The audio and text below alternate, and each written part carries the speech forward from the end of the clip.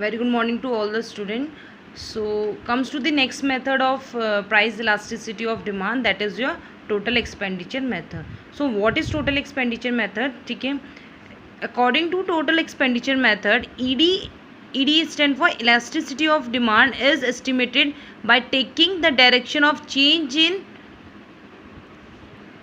Total expenditure due to change in its price of a commodity. Means कि price के change होने से एक आपके एक्सपेंडिचर में कितना चेंज आता है उसको हम बोलते हैं टोटल एक्सपेंडिचर मेथड. मतलब कि जैसे कभी क्या होता है, प्राइस कोई भी कमोडिटी के बढ़ जाते हैं तो हमारे क्या करते हैं, हम लोग अपने खर्चे कम कर देते कस्टमर्स. ठीक है, अगर प्राइस बढ़ गए तो हम लोग खर्चे कम करते, प्राइस कम हो गए तो हम ज़्यादा खरीद लेते हैं. ठीक है, खर्चे बढ़ जाते हैं. तो वो सब क्या वो सब हमारे किस में आता है, टोटल एक्सपेंडिचर मेथड में. ठीक है, तो जो टोटल एक्सपेंडिचर मेथड होते हैं, जैसे हमारे प्राइस जो परसेंटेज मेथड था उसके अंदर जो डिग्रीज आती थी, like you are perfectly inelastic, तो वैसे ही आपके इसमें भी आपके परसेंटेज जो एक्सपेंडिचर मेथड है उसको कैलकुलेट करने के कुछ इलास्टिक्स होते हैं. जैसे फर्स्ट आता है मोर इलास्टिक. ठीक है, मोर इलास्टिक्स मीन्स की वेयर जहाँ पर आपके total expenditure on a commodity moves in opposite directions due to change in price of a commodity. मतलब कि जहाँ पर आपके टोटल एक्सपेंडिचर और प्राइस आपके अपोजिट डायरेक्शन में होते, मतलब अगर प्राइस क्या हुआ आपके कम हो गए तो एक्सपेंडिचर बढ़ गए. ठीक है, ये इसलिए होता है ना, कभी कभी क्या होता है कस्टमर्स क्या करते हैं, जैसे प्राइस हमारे रियल लाइफ में भी होता है, जैसे कोई प्राइस कमोडिटी का प्राइस कम हुआ तो हम लोग क्या करते हैं उसको ज़्यादा खरीद लेते हैं. क्यों? क्योंकि कम में ज़्यादा मिल जाएगा. ठीक है, तो उससे क्या होता है, एक्सपेंडिचर बढ़ जाता है. ठीक है, जैसे इसमें भी है आपका प्राइस देखो 10 था, 10 से कम हुआ तो एक्सपेंडिचर हमारा बढ़ गया. ठीक है, तो inverse relationship between price and total expenditure. Second आता है less elasticity of demand, when total expenditure on commodity moves in same direction, दोनों सेम डायरेक्शन में मूव करते हैं. ठीक है, due to change in price of a commodity, और मतलब प्राइस ऑफ अ कमोडिटी के चेंज होने से जितना चेंज आपका किस में आएगा, प्राइस ऑफ कमोडिटी में आएगा, वही आपका क्या होगा, उतना ही चेंज आपका क्या होगा, उतना ही आपका चेंज एक्सपेंडिचर में भी आएगा. ठीक है, इसमें मतलब कि जैसे आपका प्राइस 10 से 5 हुआ, ठीक है, 10 से 5 हुआ तो एक्सपेंडिचर भी 1000 से 500 हो गया. मतलब कि दोनों सेम डायरेक्शन मूव करें.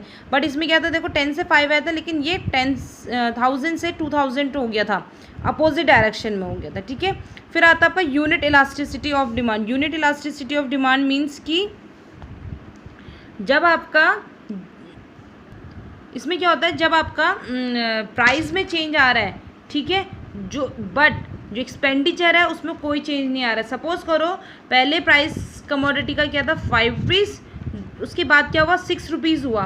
ठीक है, लेकिन जो एक्सपेंडिचर है लेट्स से कांस्टेंट मान लेते 30 ही रहा. क्वांटिटी में चेंज आ सकता है लेकिन जो एक्सपेंडिचर है वो हमारे 30. जैसे मार्केट में जाते हैं, चाहे प्राइस कम हो या ज़्यादा हो, हमें 30 रुपीज़ का ही खरीदना. अगर कम होंगे तो हमारे पास ऑप्शन क्या है, क्वांटिटीज़ ज़्यादा खरीदेंगे. अगर ज़्यादा प्राइस होगा कमोडिटी का तो हम क्या करेंगे, क्वांटिटीज़ कम खरीदेंगे. तो यूनिट इलास्टिसिटी ऑफ डिमांड में क्या होता है, जब के एक्सपेंडिचर होते हैं वो कांस्टेंट होते हैं.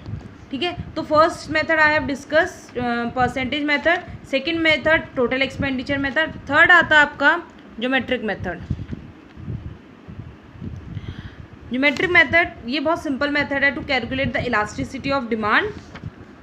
इन geometric method with the help of demand curve, this is the demand curve, ये डिमांड कर्व है, इसकी हेल्प से हम क्या करते हैं, आपका ईडी फाइंड मतलब इलास्टिसिटी ऑफ डिमांड फाइंड करते हैं by using this formula, lower segment of demand upon upper segment of a demand. मतलब कि लोअर सेगमेंट और अपर सेगमेंट लेकर हम क्या करते हैं, इलास्टिसिटी को फाइंड आउट करते हैं.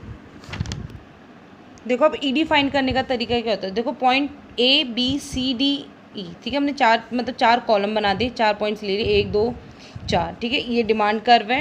ठीक है, ये एक्स एक्सेस सेम जैसे चलता है आपका वैसे ही चलेगा. अब देखो हमें फाइंड करनी है इलास्टिसिटी. यहाँ पर इलास्टिसिटी क्या है, ठीक है, यहाँ पर इलास्टिसिटी जैसे एट पॉइंट ए.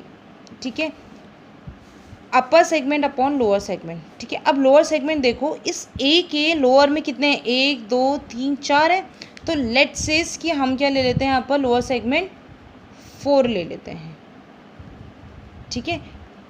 ऊपर सॉरी लोअर सेगमेंट ऊपर आता है, और जो आपका इसके अपर सेगमेंट में कुछ ही नहीं है, तो यहाँ पर हम मान लेते हैं 0, मतलब इसको हम मानते हैं अपर सेगमेंट आपका, ठीक है। अपर सेगमेंट और लोअर सेगमेंट, लोअर सेगमेंट आपका क्या है, ये B2E आता है, ठीक है। अपर सेगमेंट से ए से ऊपर आता है। ये सिर्फ एग्जाम्पल के उससे समझा रहे हैं कि 4 ले रखा है, यहाँ पर 0 ले रखा है। अब 0 से किसी को भी डिवाइड करोगे तो यहाँ पर इन्फिनिटी आएगा, मतलब at point A ED equals to infinity. Same ऐसे ही बी पर करेंगे, बी पॉइंट पे, ठीक है। बी पॉइंट में कैसे करेंगे, यहाँ पर बी लेंगे, कितना आएगा आपका, बी आता है आपका अपर, देखो ये आपका क्या है, इसके ऊपर 1 है, ठीक है। अपर सेगमेंट में 1 है, इसके नीचे 3 है, ठीक है। 1 से 3 को डिवाइड करोगे 3 करेंगे, मतलब मोर देन 1 आ रहा है, ठीक है। मोर देन मतलब ED ज़्यादा है आपका, ED is greater than 1, more than 1 है, तो ED बड़ा है आपका 1 से। फिर सेम पॉइंट सी पर आते हैं। सी में देखो, जितना आपके 2 कॉलम नीचे बनने उतने ही क्या है आपके ऊपर भी बनने, मतलब कि सी पॉइंट में आपके 2 और 2 और हैं, तो 1 आ रहा है, डिवाइड करेंगे, मतलब यहाँ पर ED इक्वल्स टू 1 आ जाएगा आपका, ठीक है। ED इक्वल्स टू 1 आ गया। अब देखो ED इक्वल्स टू 1, अब इस वाले डी पॉइंट पर देखते हैं। पॉइंट डी पर क्या आता है, इलास्टिसिटी। लोअर सेगमेंट कितना है, 1, अपर सेगमेंट कितने हैं, 4 है ना। 1 इस ED पर 1 ऊपर है, और 1 2 3 है, सॉरी 3 आपके यहाँ पर है नीचे, तो ये क्या हो जाएगा, ED छोटा है, 3 से काटोगे तो पॉइंट समथिंग में आएगा, 1 इज़ ग्रेटर देन ED, ठीक है। एट पॉइंट ई पर क्या आएगा आपका,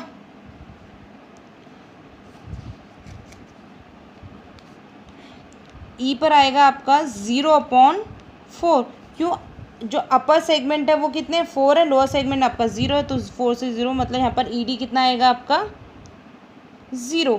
तो ये मेथड है आपका, ठीक है। इस ज्योमेट्रिक मेथड में हम ED ऐसे कैलकुलेट करते हैं। ये सिर्फ एक अज्यूम करे कि हमने डिजिट, ठीक है, ऐसा अज्यूम नहीं होता, वो तो हमने 4 कॉलम लेकर हमने क्या करके डेटा को अज्यूम करके। So this is all about your price elasticity of demand.